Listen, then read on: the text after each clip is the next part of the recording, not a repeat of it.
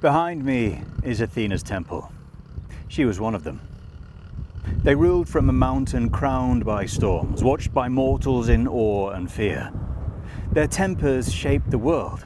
Their rivalries toppled empires, and their favor could mean the difference between glory and ruin. These gods were power, chaos, and drama incarnate. This is Pantheon mythology, and these are the gods of Olympus. If you too want to rule from a mountain, check out Pantheon Apparel, a clothing brand inspired by myths, folklore, and legends. We ship worldwide and are rated excellent on Trustpilot. Link in the description.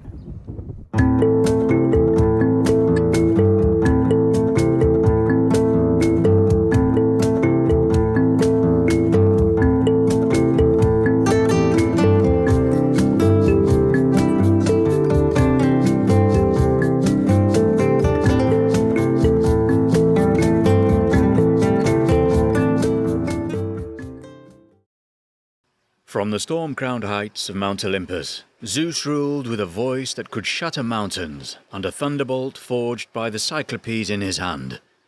He was not born into power, he seized it. The youngest son of the Titan Cronus, Zeus escaped the fate of his devoured siblings, hiding away in a cave on the island of Crete. Raised in secret, he grew strong enough to challenge his father and forced him to regurgitate his brothers and sisters. Together they waged war against the Titans in a decade-long conflict. When the dust settled, Zeus stood victorious, and the age of the Olympians began. As king, Zeus divided the world with his brothers, the sky for himself, the sea for Poseidon, and the underworld for Hades. But Zeus's domain was more than the air above. It was law, order, fate, and punishment. He was the enforcer of oaths, the protector of hospitality, and the punisher of those who defied the gods. His justice could be swift and absolute, a single bolt of lightning, the only warning mortals would receive. Yet for all his grandeur, Zeus was far from a figure of pure nobility. His rule was marred by insatiable lust, ego, and manipulation. He roamed the world disguised as animals, strangers, and storms, seducing or assaulting countless mortals and even goddesses. His exploits produced demigods, monsters, heroes, and entire bloodlines. His relationships left behind not just children, but feuds, betrayals, and curses that echoed through generations. To some, he was the guardian of civilization. To others, he was a tyrant cloaked in divinity. Zeus ruled with supreme authority, but the storm he brought was never far behind. Another with questionable morals, Poseidon, god of the sea, earthquakes, and horses, ruled a domain as vast and volatile as his mood. When the world was divided among the brothers, he took the oceans, striking the waves with his trident and stirring tempests that shattered fleets and swallowed cities. Sailors prayed for his favor, but they understood it was never freely given. A calm sea could turn murderous with a single slight. Poseidon's grudges were legendary. When Athens chose Athena over him, he flooded the land in spite. When Odysseus blinded his son, the Cyclops Polyphemus, Poseidon cursed him to wander the sea for 10 years. His desires mirrored those of Zeus, insatiable and often violent. He pursued nymphs and mortals alike, and in one version of Medusa's tale, it was Poseidon who assaulted her in Athena's temple, leading to Medusa's transformation, not as justice, but as punishment. Yet Poseidon was more than fury. He raised islands from the sea, split the earth with a stomp, and brought forth the first horse, some say as a gift, others say as an attempt to win Demeter's affection. He was power without patience, creation without kindness, and while Zeus ruled the skies and Hades the dead, Poseidon's waves touched every shore. There was no outrunning him. Hera. Poor Hera. Queen of the gods, goddess of marriage, women, and childbirth, yet married to the most unfaithful being in existence.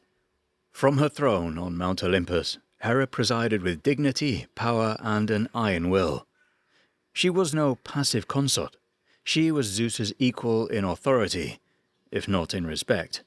And while temples rose in her name and prayers were offered before every wedding, Hera's myths are rarely tales of love. They are stories of vengeance, endurance, and rage. Her marriage to Zeus was meant to unite the divine order, but instead it became a battlefield. Time and again Zeus strayed, seducing mortals, nymphs, and even goddesses, and each betrayal sparked Hera's wrath. But rarely was her fury directed at her husband. Instead it fell on the women he pursued, and more tragically, on the children they bore. Heracles was driven to madness by her hand. Io was cursed to wander the earth, stung by a gadfly. Even Leto, pregnant with Apollo and Artemis, was chased across the world, denied a place to give birth. Yet Hera's anger wasn't blind cruelty, it was born of humiliation, of repeated betrayals in a world where even a queen couldn't control her marriage. She remained fiercely protective of her role of Zeus's wife, and of the security of marriage itself. She was worshipped across Greece and a guardian of women, especially in their most vulnerable moments, from childbirth to betrayal. And Hera was more than just a jealous wife. She was a strategist, a political force, and a deity whose presence could change the outcome of any conflict. She stood against Zeus in rebellion, plotted in secret with the other Olympians, and never hesitated to assert her power. Even though the king of the gods sat beside her, it was clear Hera was no one's subordinate. Her name may be tied to marriage, but her legacy is one of resilience, a goddess scorned, but never broken. Demeter, goddess of agriculture, grain, and the sacred cycle of life and death, wielded a quieter power, but no less profound. Where her brothers ruled with thunder and waves, Demeter reigned over the soil beneath their feet. She fed mortals, sustained empires, and controlled the bounty that kept cities alive or left them starving. Every harvest was her gift, every famine her silence. But Demeter's myth is inseparable from the one thing even she couldn't control: loss. Her daughter, Persephone, was stolen from her by Hades and dragged into the underworld to become queen of the dead. And when Demeter searched the underworld for her child, finding no justice and no compassion among the gods, she did the unthinkable. She stopped the world from growing. Crops withered, the ground turned cold, and mortals cried out in hunger. Even Zeus was forced to intervene, striking a reluctant bargain. Persephone would return for part of the year, but for the rest she would remain in the underworld. The cycle became the seasons: spring and summer for Persephone's return, autumn and winter for her descent. But for Demeter, it was a permanent wound. Her grief reshaped the world, proving that even the might of Olympus bowed to her mother's pain. She was worshipped not just as a bringer of food, but as a keeper of sacred rites. The Eleusinian mysteries, the most secretive and powerful religious rituals in ancient Greece, were held in her honor, promising knowledge, rebirth, and perhaps even a glimpse of life beyond death. Demeter gave humanity sustenance and ritual, feast and mourning, and in a pantheon of chaos and conquest, she stood as something rarer, a goddess who suffered, not for ambition, but for love. The mighty Athena, goddess of wisdom, war, and strategy, was born not in pain, but in power. She did not pass through her mother's womb. She burst fully grown from the skull of Zeus, clad in armor and ready for battle. Her arrival was not a declaration. Here was a goddess of intellect and warfare, not bloodlust. She was not driven by impulse, but by precision, calculation, and control. Unlike Aries, whose violence was wild and chaotic, Athena represented disciplined combat, the kind that builds cities rather than raises them. She was a protector of Athens, which took her name as she gifted it the olive tree, a symbol of peace, prosperity, and endurance.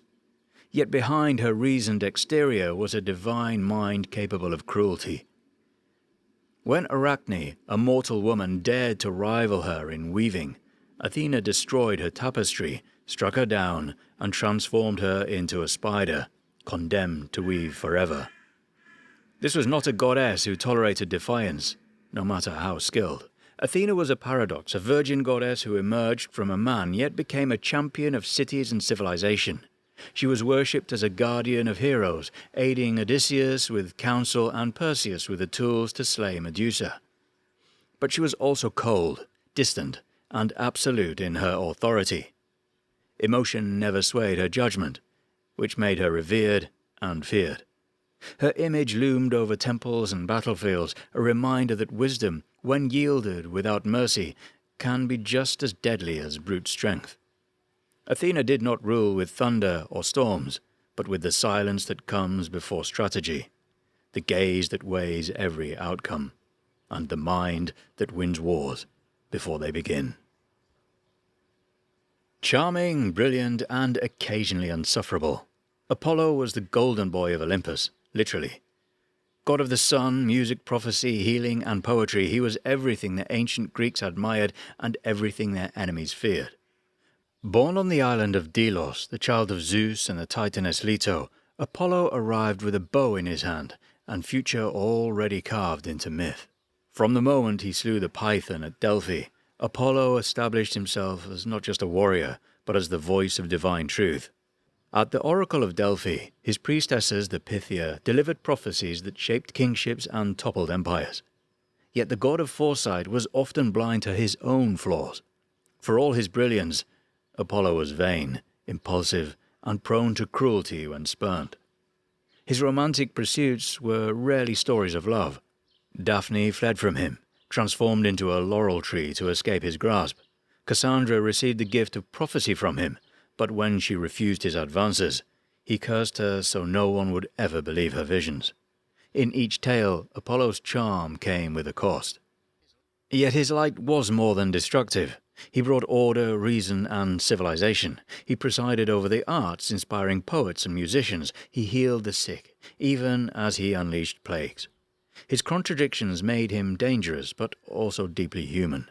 A god who could compose a hymn before striking you down with plague-tipped arrows.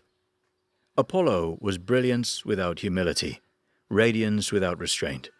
And on Mount Olympus, no one shone quite like him, for better or for worse. If Apollo was the golden boy of Olympus, Artemis was the goddess who made it clear she didn't need the spotlight or anyone's approval. Goddess of the hunt, the wilderness, and the moon, she was wild, untamed, and wholly uninterested in playing by Olympus's rules. Born alongside her twin brother on the island of Delos, Artemis helped deliver him at birth, then promptly distanced herself from the chaos that seemed to follow him everywhere. She was a virgin goddess by choice, freely protective of her autonomy and equally fierce in defending her sacred spaces. When Actaeon stumbled upon her bathing, she didn't offer forgiveness. She turned him into a stag and had him torn apart by his own hunting dogs. When the daughters of Niobe mocked her mother, Leto, Artemis struck them down with her arrows, just to make the message clear. But Artemis wasn't merely a punisher. She was a protector. Women in childbirth prayed to her for mercy. Young girls offered her their toys in rites of passage. Animals were her companions, and forests her sanctuary. She walked between the world of the divine and the wild, unafraid of darkness, untempted by Olympus's decadence. Unlike many Olympians, Artemis did not seek power, revenge, or conquest. She demanded only respect. And for those who crossed her, the moonlight she ruled over could quickly turn from serene to savage. Aries was not a god of noble warfare, clever strategy, or righteous defense. He was war at its most brutal, most senseless, and most blood-soaked. While Athena planned campaigns with precision, Aries charged headlong into the carnage, driven by rage, pride, and a lust for violence. To Greeks, he represented the chaos of battle, the screams, the wounds, the madness that no logic could contain. Son of Zeus and Hera, Aries was never beloved on Olympus. Even his father called him a disgrace. He brought more shame than glory, more destruction than victory. But he was relentless. Wherever there was conflict, Aries was there, not guiding it, but feeding off it. His companions were not heroes, but fear and panic, literal deities in his cohort, riding beside him into war. And yet, For all his bloodlust, Aries was not without complexity. He was wounded in battle, mocked by mortals, and even humiliated by the gods. His affair with Aphrodite, exposed in the halls of Olympus, made him a figure of ridicule. But it also showed a different side: passion, vulnerability, and a defiance of the order the gods tried to uphold. In many ways, Ares was a god the Greeks feared more than they worshipped. He was the raw truth behind every glorious tale of war, the reminder that in every battle there is agony behind the honor and chaos beneath the banners. Festus, god of fire, metalworking, and craftsmanship, was the only Olympian who earned his place not through might or beauty, but through skill. Born lame and cast from Olympus by Hera for his imperfection, he fell for an entire day before crashing into the sea, where he was rescued and raised by sea nymphs. From the depths of rejection, he forged his revenge with flame and hammer. Hephaestus built wonders. His forge roared beneath volcanoes, shaping the weapons and tools of the gods. It was he who crafted Zeus's thunderbolts, Achilles' armor, and the golden chariot of Helios. Every divine artifact that shimmered with power passed through his hands. Yet while his work was praised, he himself was rarely respected. Lame, soot-covered, and isolated, Hephaestus was often treated as a necessary function rather than a divine equal. Even in marriage he was mocked. Bound to Aphrodite, he became the unwilling half of Olympus's most lopsided union. Her infidelities were public and humiliating, especially with Aries. But Hephaestus did not rage blindly. He set traps, crafted devices, and once ensnared them both in an invisible net, dragging their shame into full view before the gods. Despite the pain he endured, Hephaestus remained the architect of Olympus, the god who built what others could only dream of. His temples were filled with the scent of burning coals and the clang of hammers, his sacred spaces not of silence but of creation. Among immortals, defined by vanity and violence, Hephaestus stood apart, not as a warrior or seducer, but as a maker, scorned, scarred, but indispensable. The very definition of man-eater, Aphrodite, goddess of love, beauty, and irresistible desire, could unravel the will of the gods and mortals alike with a glance. Born from the sea foam where Uranus's severed parts fell, she emerged fully formed, stepping onto the shore of Cyprus like a living spell. Where she walked, hearts burned, and reason withered. Aphrodite was not gentle. Her love was obsessive, consuming, and often fatal. She stirred wars and broke alliances, not with weapons, but with longing. Paris's choice to name her the fairest over Hera and Athena didn't just insult the other goddesses, it lit the fuse that led to the Trojan War. Her affairs, too, left a trail of destruction. With Aries, it was raw passion. With Dionus, it was tragic obsession. Even mortals who dared to compare their beauty to hers, like Hippolytus, met with retribution. Despite being married to Hephaestus, Aphrodite never pretended to play the dutiful wife. She answered to no one, moved by whim, vanity, or vengeance. But she was not heartless. In some tales, she protects lovers and ensures the survival of passion in a world full of war and decay. Her son, Eros, became a god of love in his own right, launching arrows that mimicked her power, love that burns, blinds, and binds. Aphrodite was worshipped not only in the temples, but in every longing glance, every reckless infatuation, every act where reason lost a desire. She was not love as comfort, she was love as fire. Hermes was the god who never stayed in one place for long. Patron of travelers, merchants, thieves, and language, he moved freely between realms, delivering messages from Olympus, escorting souls to the underworld, and slipping through boundaries that no other god dared cross. If Olympus had rules, Hermes knew them, mostly so he could find clever ways around them. Born on Mount Selene to Maya, he made mischief before he could walk. On his first day he stole Apollo's cattle, crafted the lyre, and talked his way into Olympus with a grin and a gift. That early act set the tone for a god defined not by force, but by speed, wit, and charm. He was Zeus's trusted messenger, capable of navigating divine politics and mortal chaos with equal sense. But Hermes was more than a trickster. As psychopomp, he guided the souls of the dead to their final resting place, a solemn task carried out with surprising grace. His caduceus, a staff entwined with serpents, became a symbol of peace, commerce, and negotiation. In a pantheon of extremes, Hermes offered balance. He was a god of movement, of in-betweens, of clever solutions in a world too often ruled by brute strength. He did not seek thrones or vengeance, he simply kept the world running, quietly and swiftly, and always a step ahead. Dionysus did not arrive on Olympus quietly. He was a latecomer, a disruptor, and a god who blurred the lines between joy and madness, creation and chaos. As the god of wine, theatre, fertility, and ritual ecstasy, Dionysus brought with him not order, but surrender to pleasure, to emotion, to the parts of the human nature civilized society tried to suppress. His origins are as chaotic as his worship. In some versions he was born to the mortal Semele, who was incinerated by Zeus's true form.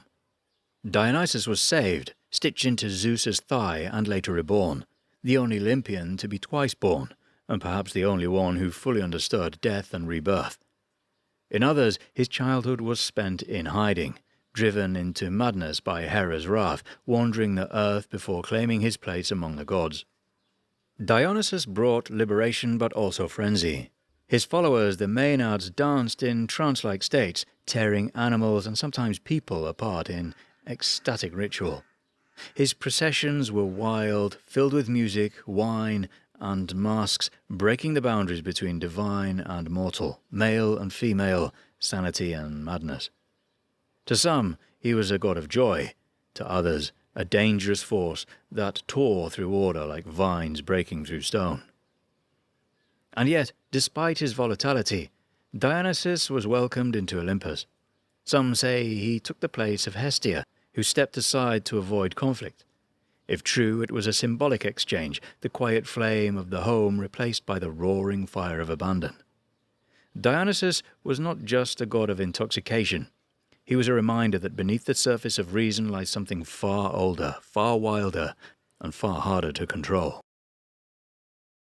The 12th seat on Olympus is not set in stone. In some traditions, it belongs to Dionysus, the wild god of wine and ecstasy. In others, it remains with Hestia, goddess of the hearth, the home, and the quiet flame that holds civilization together.